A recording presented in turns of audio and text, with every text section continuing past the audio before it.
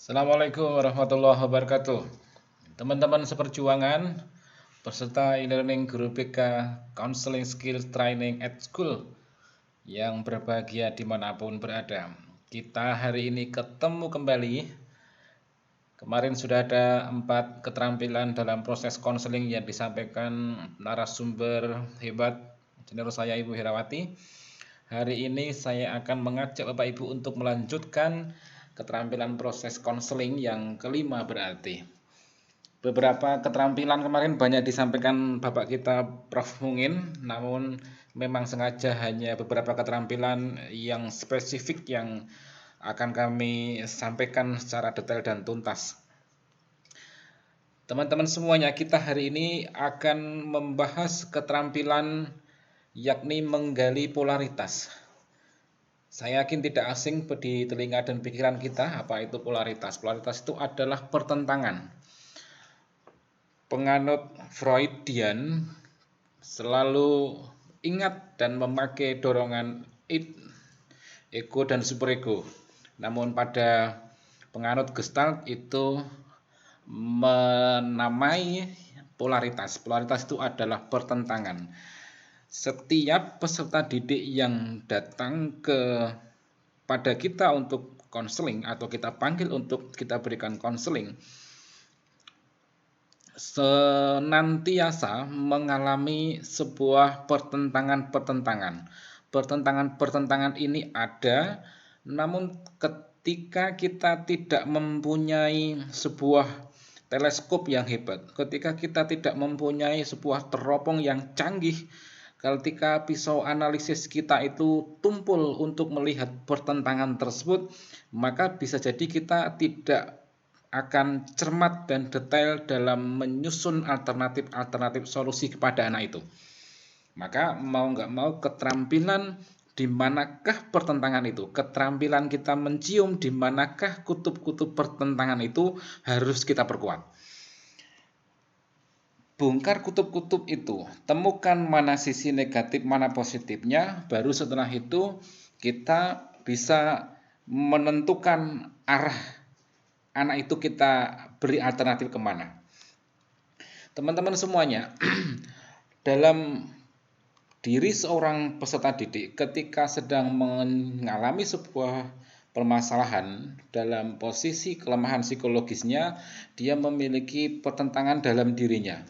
Sehingga ada dorongan-dorongan internal itu tadi mengalami ketidaksesuaian baik karena secara eksternalnya maupun internalnya. Nanti kita bahas secara detail Bapak Ibu. Kemudian tugas kita setelah mencium aroma pertentangan itu, setelah kita menelaah tajam, kita analisis secara detail, kita mencium aroma pertentangan tadi, aroma ketemuan dua kutub tadi, baru kita menyampaikannya kepada dalam konseling itu, kemudian kutub mana yang akan kita perkuat. Saya ulang, keterampilan ini menuntut ketajaman analisis kita untuk mencium aroma pertentangan pada diri anak itu. Kalau di dalam ilmunya Gestalt beberapa referensi mengatakan bahwa polaritas itu mungkin ada pertentangan internal peserta didik dengan lingkungannya. Satu contoh, dia sedang mengalami ketidaknyamanan dengan teman-temannya sekelas, atau dia sedang melakukan hal-hal yang tidak sesuai dengan kondisi norma di masyarakat atau norma di dalam keluarganya. Dia punya harapan agar orang tuanya itu bersikap seperti apa yang dia kriteriakan. Sementara yang dia hadapi adalah orang tuanya memiliki pola interaksi yang tidak seperti diharapkan. Kemudian yang kedua, mungkin bertentangan dengan fisik dan emosionalnya. Ini teman-teman pasti sudah paham bagaimana pertentangan itu terjadi. Saya itu pengennya itu tidak jerawatan, tapi saya mengalami jerawat terus Bu, misalkan, sehingga terjadi perasaan inferior dan seterusnya. Kemudian mungkin peserta didik kita mengalami pertentangan antara internalnya dengan kenyataannya. Saya ulang, antara dirinya dengan kenyataannya. Saya sudah masuk ekstra kokurikulernya basket. Namun ternyata di basket nggak nyaman ya. Padahal saya sudah masuk basket. Saya itu sudah masuk Dewan Galang. Tapi di Dewan Galang orangnya nggak enak-enak. Saya pengen pindah ke OSIS misalkan, ekstra sekolah.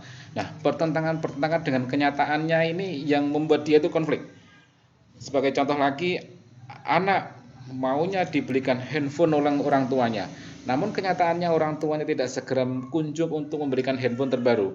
Hal-hal seperti ini mengajak atau menciptakan pertentangan-pertentangan serius yang akhirnya menimbulkan permasalahan yang mengajak dia untuk mengikuti sesi konseling. Nah, Bapak Ibu sekalian, kita diskusikan seperti ini ya Bapak Ibu. Misalkan saya gambarkan, ini kutub pada dirinya, kemudian ada lagi kutub yang lain. Dan disinilah terjadi pertentangan. Pertentangan yang hebat di sini ya Bapak Ibu. Ini terjadi polaritas Bapak Ibu. Pada diri anak, misalkan dia, ini pada dirinya ini, pada diri siswa. Kemudian misalkan pertentangan yang kedua, yang ketiga dari kenyataan ya. Misalkan ini kenyataannya orang tuanya tidak kunjung membelikan handphone. Pertentangan ini, ketidaknyamanan ini membuat dirinya mengacaukan segala sesuatu. Belajar malas, kemudian aktivitas kehidupannya enggak sesuai karena dia menuntut ini terus. Bapak Ibu, pertentangan inilah yang kita ketemukan. Ternyata akhirnya kita identifikasi kamu sedang dalam posisi yang negatif karena kamu sedang menuntut orang tua. Padahal orang tuamu dalam saat ini secara ekonomi sedang tidak baik. Artinya posisi dari luar inilah yang positif. Tugas kita Bapak Ibu menemukan pertentangan ini. Ketika kita sudah menentukan kutub yang tidak ketemu ini, baru kita, oh nak, ada yang tidak benar dengan kamu. Coba direfleksi orang tua seperti apa keadaan ekonominya gitu. Ini contoh-contoh pertentangan antara keinginannya dengan kenyataan. Coba kalau pertentangan itu bentuknya antara internal dirinya dengan fisiknya yang tadi saya sampaikan. Dia pengennya seperti yang lain tuh. Putih, hidungnya mancung, rambutnya lurus, dan seterusnya. Namun emosinya mengatakan ternyata dalam kenyataannya dia itu coklat, hidungnya itu hemat oksigen gitu kan. Kemudian rambutnya itu kriwil misalkan gitu. Nah, pertentangan ketidaknyamanan ini ya Pak Ibu terkadang belum bisa kita temukan gara-garanya si peserta didik itu dalam mengutarakan permasalahannya itu berputar-putar. Saya sering diejek Bu gini-gini dan seterusnya, tapi intinya adalah pertentangan ini. Nah, maka saya menyampaikan kecerdasan seorang guru bimbingan konseling diantaranya adalah menemukan pertentangan-pertentangan ini. Jangan sampai polaritas ini tidak tercium pada diri kita. Jangan sampai polaritas ini lewat dari teleskop, kacamata, atau pisau analisis kita ketika menghadapi anak curhat. Karena begitu ini nggak ketemu, esensi dari polaritasnya nggak ketemu, bisa jadi kita akan belok dalam menentukan alternatif-alternatif solusinya. Bapak Ibu, itu yang kita bahas pagi hari ini. Nanti kita teruskan di materi yang kedua. Terima kasih. Saya akhiri. Assalamualaikum warahmatullahi wabarakatuh.